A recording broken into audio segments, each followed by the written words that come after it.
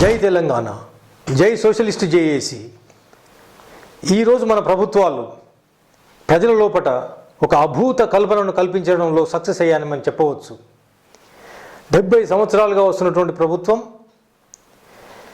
Liberalisation, privatisation, globalisation తర్వాత మన సమాజంలో ఒక మోరీ కట్టాలన్నా, ఒక రోడ్డు వేయాలన్నా, ఒక ప్రాజెక్టు కట్టాలన్నా అది ప్రైవేట్ సంస్థలతో మాత్రమే జరగలుగుతుంది.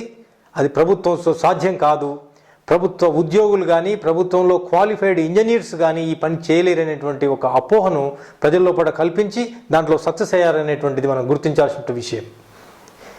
అదేవిధంగా ఈరోజు విద్యా ఆరోగ్యాన్ని కూడా మనం తీసుకున్నట్టయితే ప్రభుత్వ రంగ పాఠశాలలు కానీ, ప్రభుత్వ రంగ వైద్యశాలలు కానీ దేనికి పనికిరావు అనేటువంటి ఒక అపోహను పబ్లిక్లో కల్పించి ప్రజలకు కార్పొరేట్ వైద్యం అని, కార్పొరేట్ చదువులు అని, ఇంగ్లీష్ మీడియం చదువులు అని ఒక భ్రమలో వాళ్ళను పెంచి పోషించి ఓటు బ్యాంకు పాలిటిక్స్తో మోసపూరితమైనటువంటి ప్రక్రియ ఇక్కడ జరుగుతూ ఉన్నదనేటువంటిది, రాజకీయం జరుగుతూ ఉన్నటువంటిది ఈరోజు తెలంగాణ సోషలిస్ట్ జేఏసీ ప్రజల ముందుకు వస్తూ ఉన్నది. దీన్ని బట్టబయలు చేయాల్సినటువంటి క్షణం ఆసనమైందనేటువంటిది ప్రజలకు తెలియజేయడానికే సోషలిస్ట్ జేఏసీ పనిచేస్తుందని ప్రజలు గుర్తించాలి. ఈరోజు మనం చూసినట్టయితే అసలు ప్రభుత్వ రంగ సంస్థలు సక్సెస్ఫుల్గా నడవట్లేదా? ఉదాహరణకు మనం డిఫెన్స్ తీసుకున్నట్టయితే, మన యొక్క రైల్వే విభాగం తీసుకున్నట్టయితే ఎంత బ్రహ్మాండంగా నడుస్తున్నాయో మనకు తెలిసినటువంటి విషయమే అది. మనము ఇటువంటి వైద్య కళాశాలను తీసుకున్నట్టయితే all India institute of medical sciences, AIIMS కావచ్చు, పీజీఐ చండీగఢ్ కావచ్చు, ఐఐటీలు కావచ్చు, ఐఐఎంలు కావచ్చు, అంటే Indian institute of technology, Indian institute of management, మన వరంగల్లో ఉన్నటువంటి NIT, national institute of technology లాంటివి తీసుకున్నట్టయితే ప్రపంచ ప్రసిద్ధిగాంచినటువంటి శాస్త్రవేత్తలను, మేనేజ్మెంట్ ఎక్స్పర్ట్స్ను మనం ప్రపంచానికే అందించగలిగేటువంటి స్థాయిలో ఈ ప్రభుత్వ రంగాలు పనిచేస్తున్నటువంటిది మనం గుర్తించాల్సిన విషయం.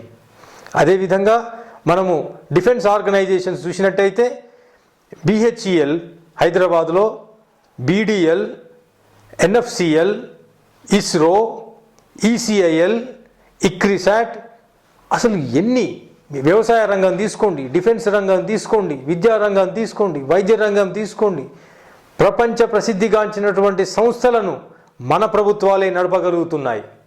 మరి ఇటువంటి తరుణం లోపట మోరీ వేయాలన్నా, రోడ్డు వేయాలన్నా, ఒక విద్యా సంస్థ నడపాలన్నా, ఒక వైద్యశాలను నడపాలన్నా ప్రైవేటు వాళ్లకు దారాదత్తం చేయాల్సిన అవసరం ఏమున్నదని ఈరోజు సోషలిస్ట్ జేఏసీ ప్రశ్నిస్తూ ఉన్నది.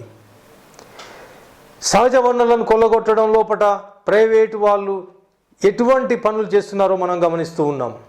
ఇసుక క్వారీలు కావచ్చు, గ్రానైట్ క్వారీలు కావచ్చు, ఈరోజు సింగరేణి మీద ప్రైవేటు వారి ఆధిపత్యం కావచ్చు.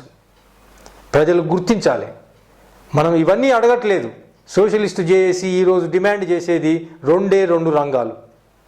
ప్రజల చేత, ప్రజల కోసం ఎన్నుకోబడ్డ ప్రభుత్వం విద్య, ఆరోగ్యాన్ని అందించాలి. విద్య, ఆరోగ్య రంగాల్లో ప్రైవేటీకరణను వ్యతిరేకిస్తున్నాం.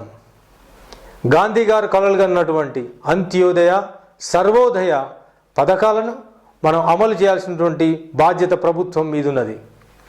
ఈరోజు ప్రభుత్వం చిత్తశుద్ధితో ఉంటే కనుక విద్య, ఆరోగ్య రంగాల్లో, విద్య లోపట అట్లీస్ట్ 10+2 వరకు, ఇంటర్మీడియట్ వరకు, ఆరోగ్య రంగాల్లో టెర్షరీ కేర్ వరకు కూడా, ప్రాథమిక సదుపాయాల నుండి టెర్షరీ కేర్ వరకు కూడా ప్రభుత్వమే ఇవ్వాలని సోషలిస్ట్ జేఏసీ ఈరోజు డిమాండ్ చేస్తున్నది.